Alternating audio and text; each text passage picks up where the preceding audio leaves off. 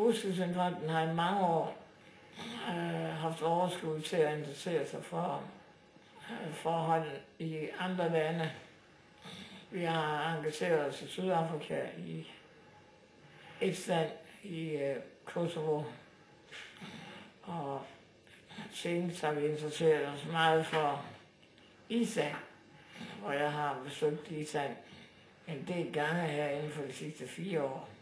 Jeg er lige vendt hjem fra et længerevarende ophold på 1,5 måned, og det var en succesfuld oplevelse. Vi fik gennemført en hel række ting. Hele det her samarbejde kom i stand, da Gudrun Sigurdsson, som har ALS, var med til det nordiske ALS-møde for 4 år siden her på Musholm, som vi stod som arrangør af, og der blev så oprettet en nordisk alliance, og allerede samme efterår var jeg blevet inviteret til Island for at se på nogle af de ønsker, som de havde om at få en hjælperordning, blandt andet, som vi har haft det i Norge, Sverige og Danmark i mange år. I sommer var Gudrun Sigurdsson så, og en anden meget vigtig mand, som hedder Sigurdsson Mausson, som er formand for de sindssyge på Island. De var på besøg, og de 2 dejlige mennesker har jeg arbejdet sammen med gennem hele forløbet, og de var så på Musholm en dag her i august, hvor vi blandt andet besluttede at danne en ny bevægelse på Island, som vi kalder VIVE, V-I-V-E, og det står for virke og velfærd. Og det er en bevægelse, som i princippet favner alle, der ønsker et anderledes velfærdssystem. Formålet med projektet er todelt.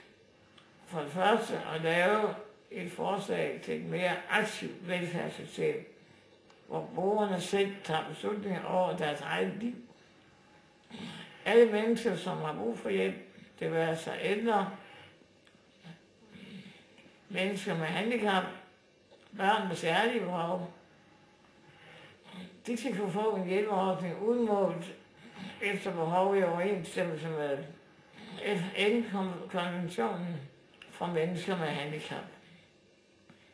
For det andet ønskes en måde at optimere velfærdssystemet på Island i lyset af finanskrisen, sådan at servicen forbedres i stedet for at blive forringet. Og hvordan er det så lige, man gør det? Vi har haft 2 forskellige typer møder her fast hver uge. En styregruppe på 5 stærke personer har mødtes fast en gang om ugen, hvor strategien blev lagt og arbejdsopgaverne fordelt. Og udover det har vi så samlet en række udvalgte folk til møder, også en gang om ugen. Og det har været medlemmer af Altinget, som det hedder på Island, fagfolk og organisationsfolk og specialister fra universitetet. En stor del af de her møder, de blev afholdt i en dejlig stor villa, som jeg fik stillet til rådighed. Og det viser sig at være en rigtig god ramme for folk, der normalt sidder til et møde i et kedeligt møderum. Og hos mig havde de udsigt over Kejlebjerget, og de sad i dejlige bløde stole. Vi lykkedes med at sætte idéen om aktiv velfærd i stedet for passiv velfærd. Jeg opnåede konsensus blandt de forskellige partier i Altinget. Vi fik såvel socialministeren og sundhedsministeren med på vognen, og socialudvalget i Altinget var også med os.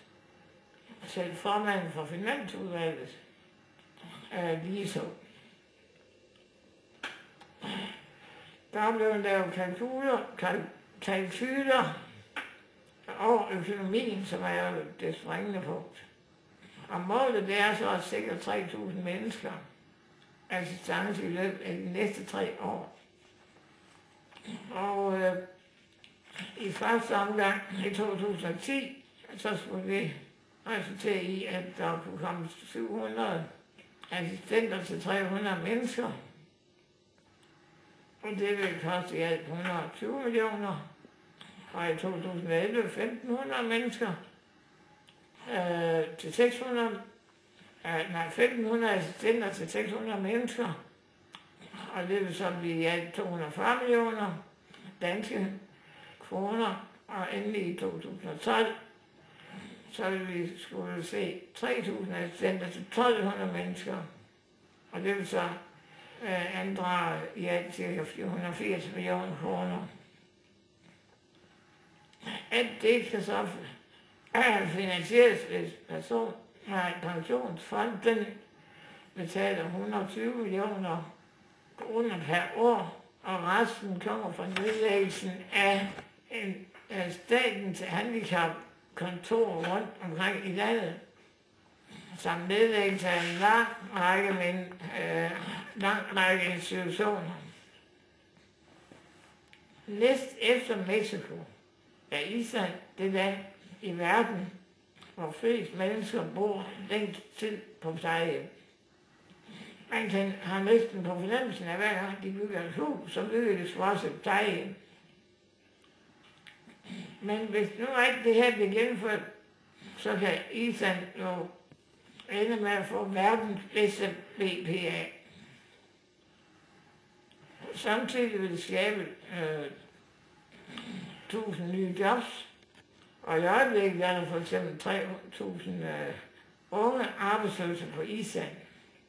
Og hvis de arbejdsløse fortsætter med i måske flere år med at være arbejdsløse, så får vi et helt nyt handicap på Island, fordi der vil de komme til at opleve en masse drugs og en masse kriminalitet, og det skal selvfølgelig undgås. Ambitionen er en ny lovgivning på området, og det forventer vi, at det kan være færdigt 1. maj 2010. Så det var en glad Evald, der tog tilbage fra Island i mandags, og det viser, at man kan altså selv i meget, meget kompliceret samfund som Island, som det ser ud nu, godt få indført nogle gode ting, som vil være til gavn for hele samfundet.